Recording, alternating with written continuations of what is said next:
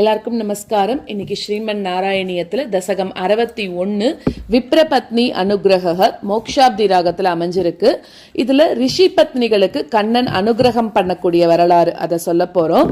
முன்னாடி கோபிகைகளுக்கெல்லாம் அனுகிரகம் பண்ணார்னு முதல் தசகத்தில், இதுக்கு முன்னாடி இருக்கிற தசகத்தில் பார்த்தோம் இல்லையா, அவளுக்கெல்லாம் அனுகிரகம் பண்ணதுக்கு அப்புறமா பிருந்தாவனத்துல இருந்து ரொம்ப தூரத்துக்கு போயிடுறார் அப்படின்னு சொல்றான். ஸோ கோபிகைகளுக்கு ஏகாந்தத்தில் அனுகிரகம் பண்றார், தனியா அனுகிரகம் பண்றார்.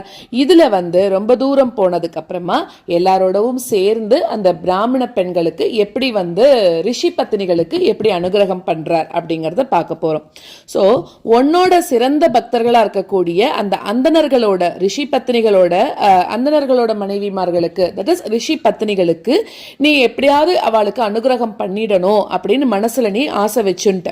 அதனால இடைச்சிறுவர்களோடையும் பசுக்களோட கூட்டங்களோடையும் நீ என்ன பண்றன்னா, பிருந்தாவனத்துக்கு ரொம்ப தூரத்துல இருக்கக்கூடிய காடு, அந்த காட்டுக்கு பேரு பக்த விலோச்சனம் அப்படின்னு பேரு, அந்த காட்டுக்கு நீ போற அப்படின்னு சொல்ற.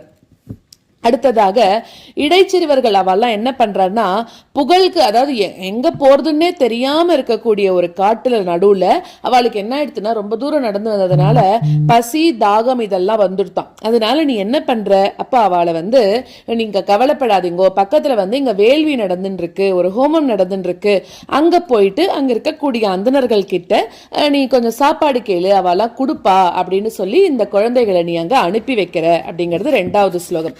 3வது ஸ்லோகத்துல என்ன சொல்றான்னா, அப்படி அந்த குழந்தைகள் எல்லாம் நீ அனுப்பிட்டு நீ என்ன சொல்ற, உன்னோட பேரை சொல்லு, நீ என்னோட பேரை சொன்னேனாக்க உனக்கு நிறையவே சாப்பாடு கொடுப்பா அப்படின்னு சொல்ற. இவாளும் அங்க போயிட்டு உன்னோட பேரை சொல்லி எங்களுக்கு கொஞ்சம் பசிக்கிறது, சாப்பாடு கொடுங்கோன்னு சொல்லி கேட்கிறா. ஆனா வேதத்துல ஈடுபட்ட அந்த அந்தணர்கள் அவ என்ன பண்றா, மொத்தம் அந்த வேள்வியிலேயே மூழ்கி போயிட்டாளாம். அப்போ இவ சொல்றதெல்லாம் காதுல கேட்டா கூட அவ என்ன பண்றா, காது கேட்காதவா மாதிரி இருந்துட்டு இந்த குழந்தைகள் சாப்பாடு கேட்டதை கூட அவாய்ட் பண்ணிட்டா அப்படின்னு சொல்றான்.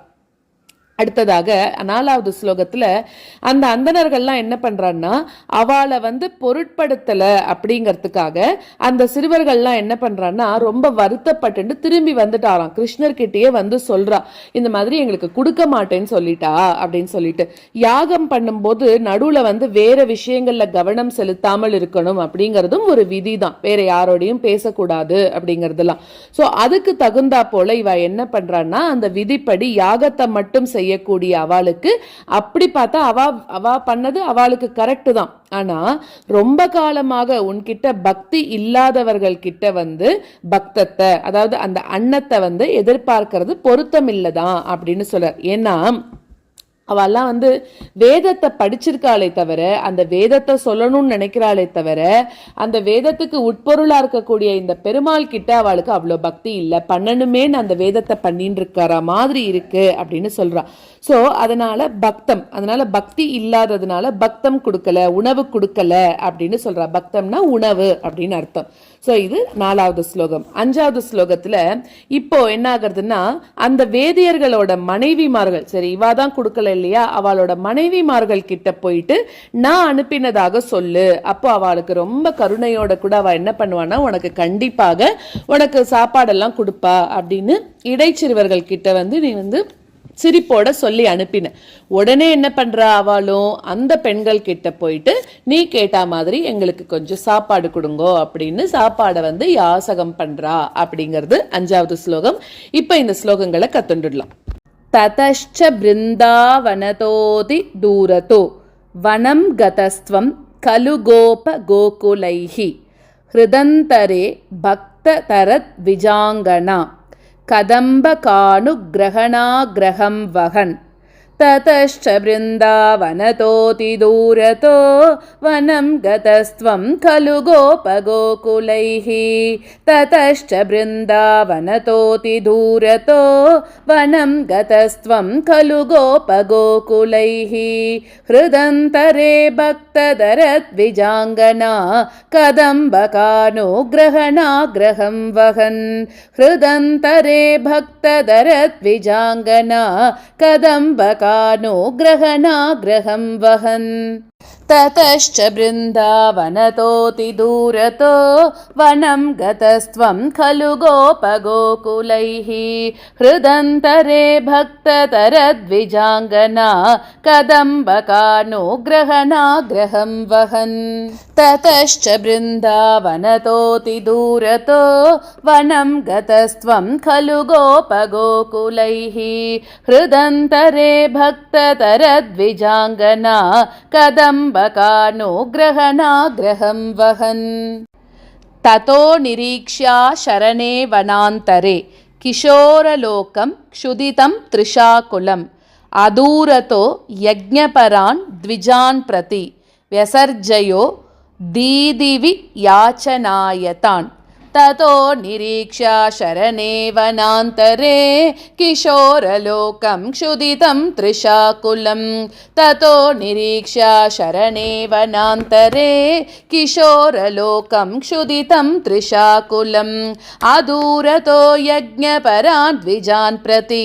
व्यसर्जयो दीदिवि याचनायतान् अदूरतो यज्ञपरान् द्विजान् प्रति व्यसर्जयो दीदिवि याचनायतान् ततो निरीक्ष्या शरणे वनान्तरे किशोरलोकं क्षुदितं तृषाकुलम् अदूरतो यज्ञपरान् द्विजान् प्रति व्यसर्जयो दीदिवि याचनायतान् ततो निरीक्ष्या शरणे वनान्तरे किशोरलोकं क्षुदितं तृषाकुलम् अदूरतो यज्ञपरान् द्विजान् प्रति व्यसर्जयो दीदिवि याचनायतान् गतेष्वतो तेषु अभिदाय तेभिदां कुमारकेश्वोदनयाचिषु प्रभो श्रुतिस्थिरा अप्यभिनिन्युराश्रुतिम् न किञ्चिदूषुश्च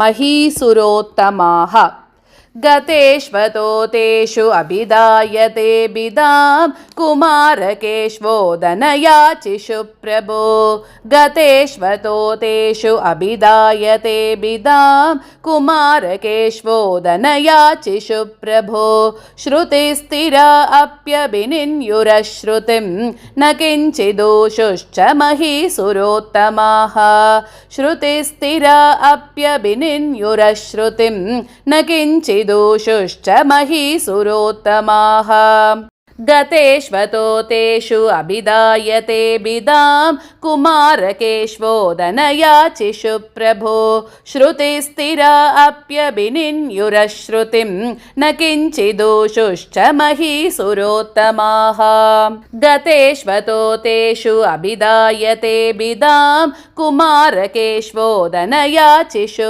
प्रभो श्रुतिस्थिरा अप्यभिनिन्युरश्रुतिं न किञ्चिदूषुश्च महीसुरोत्तमाः अनादरात् खिन्नधियो हि बालकाः समाययुर्युक्तमिदं हि यज्वसु चिरादभक्ता खलु ते महीसुराः कथं हि भक्तं त्वयि तैः समर्प्यते अनादरात् खिन्नधियो हि बालकाः समाययुर्युक्तमिदं हि यज्वसु अनादरात् खिन्नधियो हि बालकाः समाययुर्युक्तमिदं हि यज्वसु चिरादभक्ता खलु ते महीसुराः कथं हि भक्तं त्वयि तैः समर्प्यते चिरादभक्ता खलु ते महीसुराः कथं हि भक्तं त्वयि तैः समर्प्यते अनादरात् खिन्नधियो हि बालकाः समाययुर्युक्तमिदं हि यज्वसु चिरादभक्ता खलु ते महीसुराः कथं हि भक्तं त्वयि तैः समर्प्यते अनादरात् खिन्नधियो हि बालकाः समाययुर्युक्तमिदं हि यज्वसु चिरादभक्ता खलु ते महीसुराः कथं हि भक्तं त्वयि तैः समर्प्यते निवेदयद्वं गृहिणीजनाय मां दिशेयुरन्नं करुणाकुला इमाः इति स्मितार्द्रं भवतेरिता गताः ते दारका दारजनं ययाचिरे निवेदयध्वं गृहिणी जनाय मां दिशेयुरन्नं करुणाकुलायिमाः